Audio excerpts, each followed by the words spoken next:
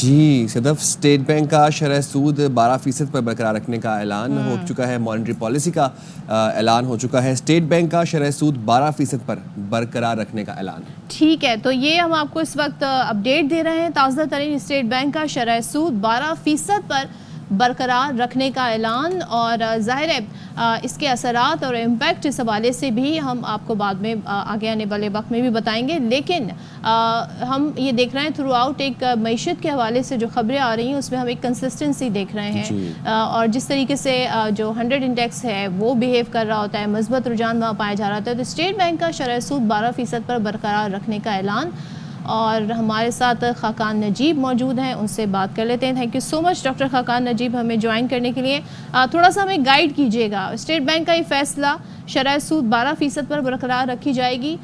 اس سے ہم کیا نتیجہ اخذ کر سکتے ہیں؟ تین چیزیں جو ہے نا وہ دیکھی جاتی ہیں جب یہ آپ فیصلہ کرتے ہیں کہ آپ نے شرح سود کو برقرار رکھنا ہے، کم کرنا ہے یا بڑھانا ہے۔ نمبر 1 جو ہے کہ انفلیشن، یعنی کہ قیمتوں کے بڑھنے کی شرح جو ہے وہ کیسے بیہیو کر رہی ہے ملک میں۔ اگر میں اس کو دیکھوں تو جو 12% کا ریٹ ہے اس میں 1% یا اس سے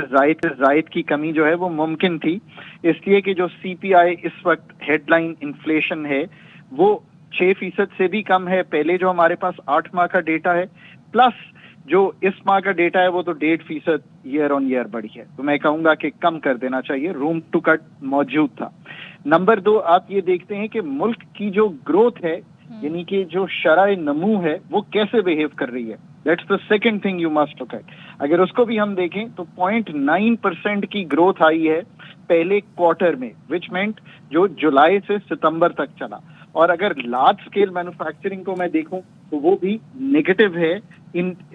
جو بھی ہمارے پاس ڈیٹا پہلے 6-7 ماہ کا ہمارے سامنے ہے۔ سو روم ٹو کٹ تو تھا۔ پر تیسرا جو پرابلم پاکستان کا ہے وہ ہے ایکسٹرنل سیکٹر۔ ایکسٹرنل سیکٹر کا مطلب یہ ہے کہ جو ہمارا فائنینشیل اکاؤنٹ ہے، جو انکمنگ پیسے تھے وہ بھی کمزور ہیں، اور ایکسٹرنل پہ ایک دم پریشر بڑھ جاتا ہے جیسے کہ آپ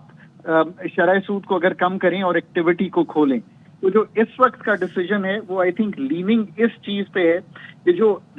پاکستان کا ایکسٹرنل سیکٹر ہے اس کو مینٹین کرنے کے لیے اور اس پہ پریشر نہ آئے اور امپورٹس کا پریشر نہ آئے، اور اکانومی کو ابھی بھی جسے آپ کہیں گے ایک اسٹیبلائزیشن موڈ میں ہی رکھنے کے لیے یہ فیصلہ کیا گیا ہے۔